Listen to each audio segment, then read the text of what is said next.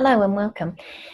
I'm Dr. Maureen O'Neill, and this is just a short introductory video in reference to accessing the Qualtrics platform and just the initial one on a step-by-step guide of how to really easily build your initial survey in Qualtrics.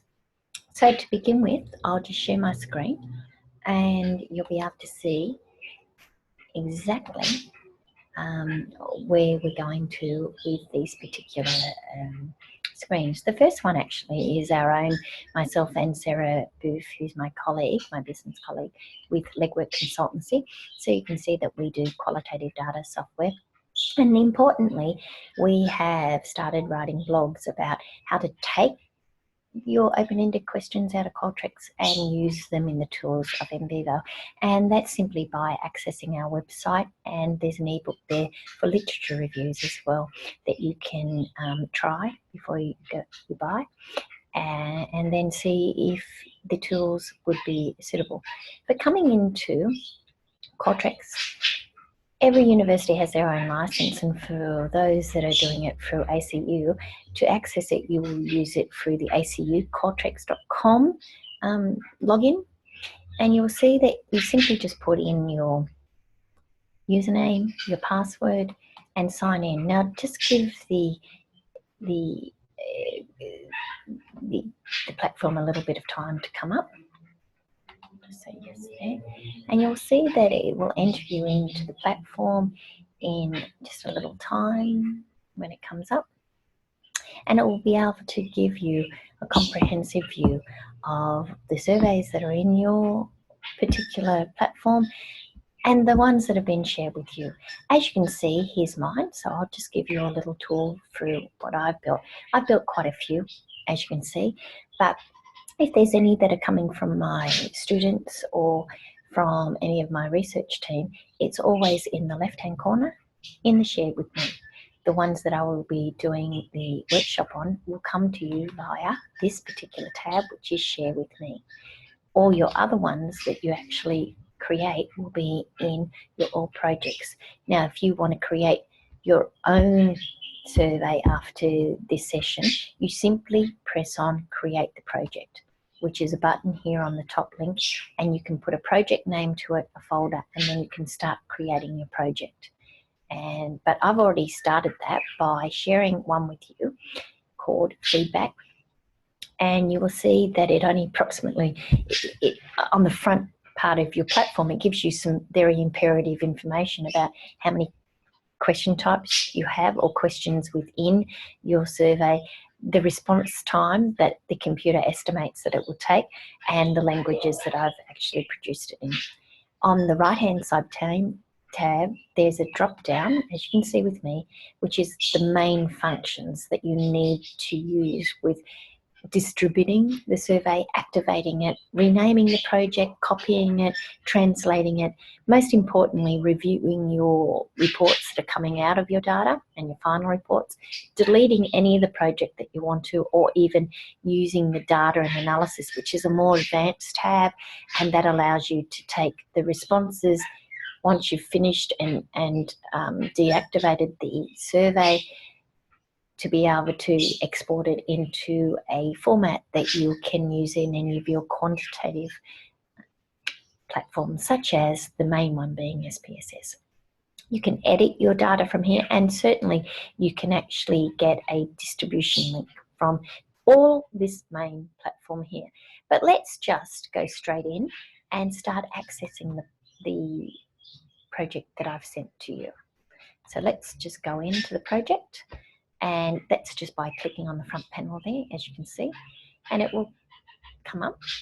Now, today I've just done one that allows a different variety of question types to be initially looked at. And one of the ones that's really important that is always being asked of me is, how do I edit the content so that it's presentable or in the way that I like it to my particular participants? And that's simply by getting used to and practicing what's called the rich content editor. Now, as you can see, I always put a front panel. If I click on this front panel, you don't have to, but You may want to put an introduction letter or just a few welcome lines, or abide by any of your ethical considerations from your ethical committee in there.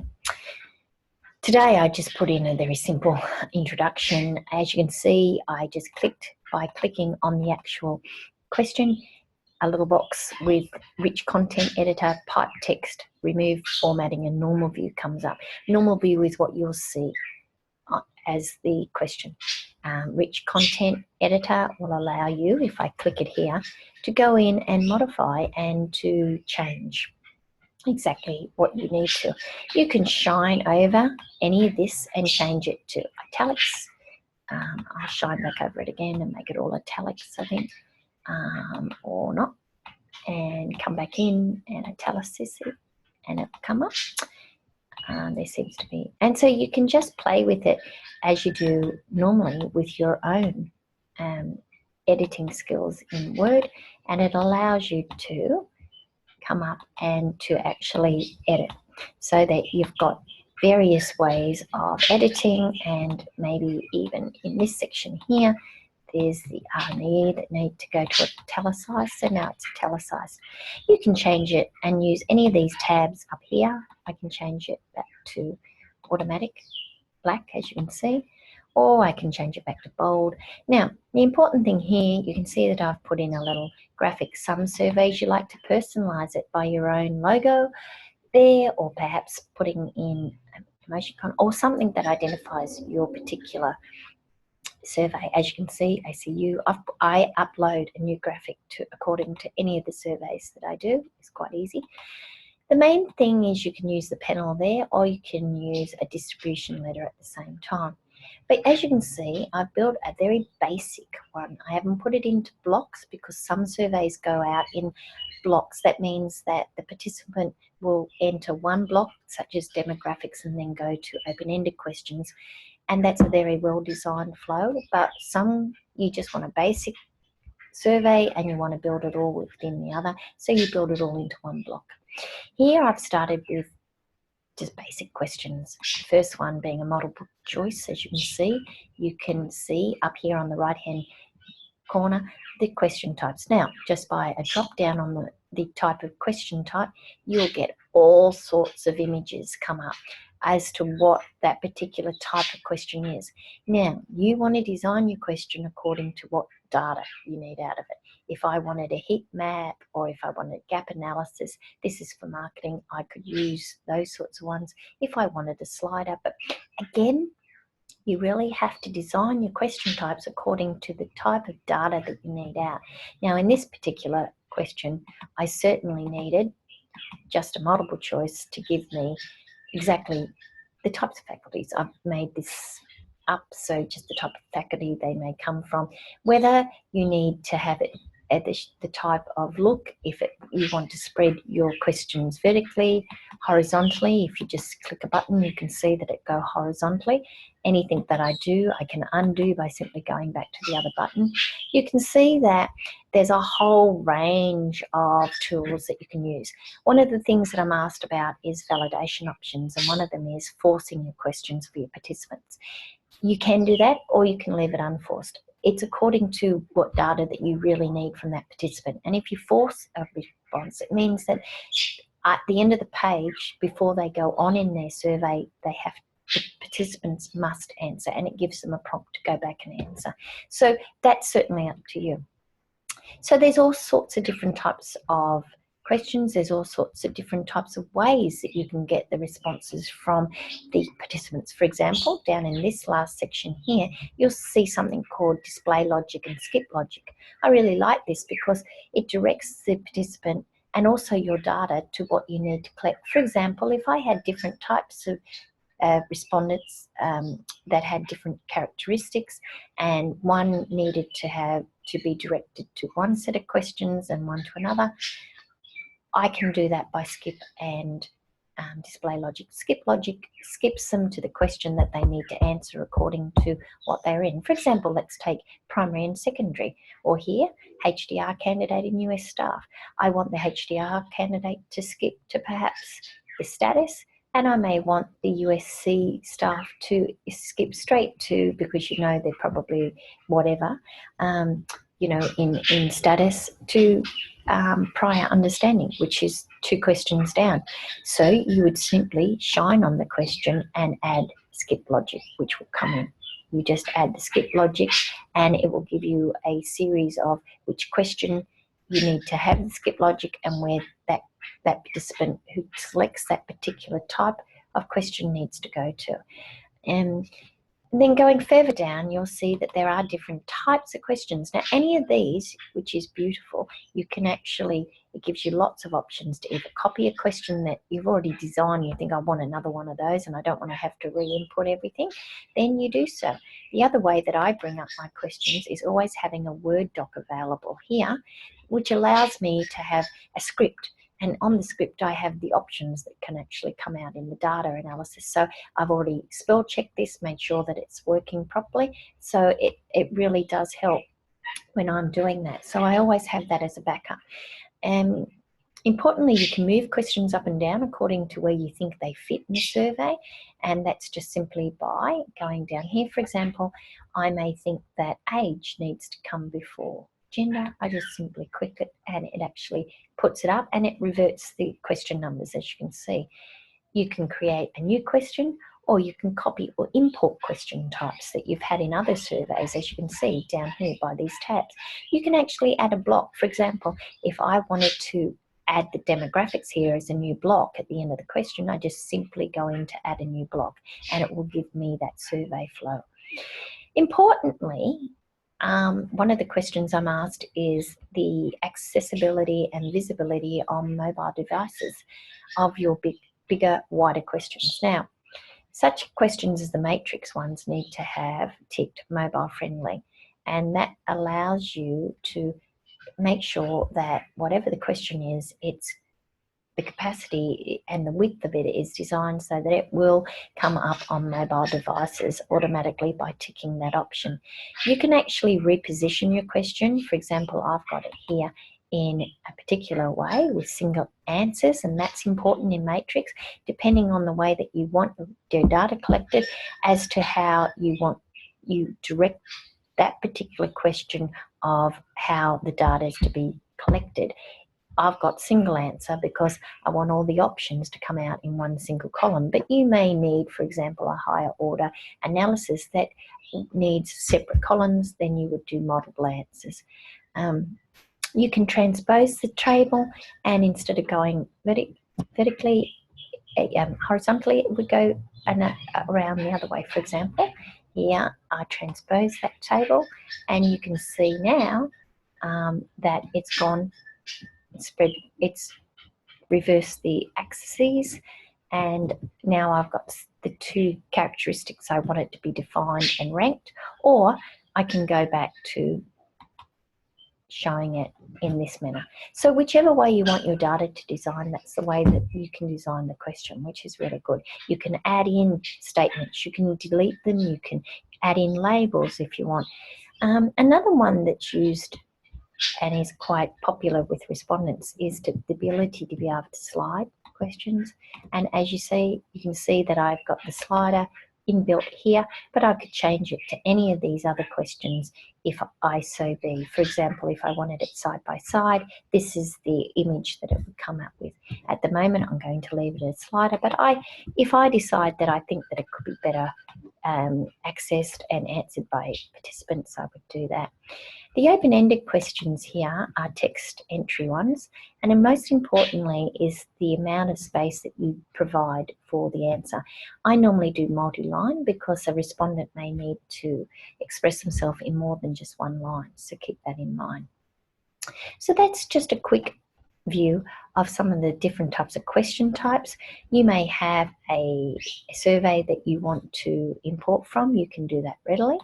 But the most important thing is, before you even send this out, is the ability to be able to look through all the tools that are on the top ribbon, and I will take you through that. But one of the important options is survey options.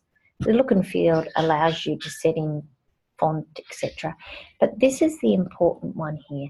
This allows the save and continue, which is important for participants, so that if they don't continue and they want to save it, they can so, and then click back on the link and it takes them back to the place that they need to come to. It allows you to give open access or limited access or password protect. Here it gives, and most importantly, this survey expiry date, which is important to set in because you may need the responses ended within a certain time period, and it also allows you the type of ending you want. I often put in thank you and thanks for your time, etc. But you may need a specific type. I do have a library of responses according, as you can see, or I can make a new message for each survey that I design. And most importantly is the partial completes. And this happens in data where you often have partially completed, but you need to, after a certain time period, if the respondent hasn't come back to their browser to complete, then you need it deleted from your data set. So it's a good way of cleaning the data. Most importantly, always use your tools here. Make sure that you can spell check before you send out your survey. Here it allows you to print the survey so that you can see it in a written format. You can export it to Word, you can export the whole survey or import another survey into here. Most importantly, preview your survey. And preview allows you to bring it up to see what it would look like on a mobile phone. As you can see, it's coming up here. And then it will actually show you what the mobile phone looked like, and then what each of these questions looks like if you send it out. I always click through and make sure I'm happy with the design by ignore the validation to start with, to make sure that I've got all the questions in and it's flowing and the sections make sense and there's not too much. Or I actually don't untick the ignore validation and go through as if I'm answering the questions. And by the way, you can delete all the responses that come out of preview. And you can see that in the questions that you put a validation in of false, then it's actually catching. It's like, well, it's responding that you haven't answered this and please answer the question or before you go on. So it's giving you that really nice prompt. So you know that your validation and the way that you want your survey to flow is actually working. That's really important. You can test your survey, by the way, by getting a link that you're able to test on between your research team or even your supervisors. So that's important as well. So showing just the basic ideas of always going through and having a look at the questions is really important. And importantly, a tip, I always make sure that I go Control S all the time. So even though there's an automatic save of your edits, I'm forcing a save as I go through to make sure that all my minor edits, all my edits before I send it out are being always saved. And so most importantly, that you get yourself familiar. There is a help button within the platform that allows you to even have a look at basic and advanced ways of building your survey. Have a look at that. Be familiar with Qualtrics. It is very user-friendly. The only tricky part is practicing the rich content editor to make sure that you design and display the survey in the format that you want. I hope this has helped. Have a nice day, and I hope you enjoy Qualtrics.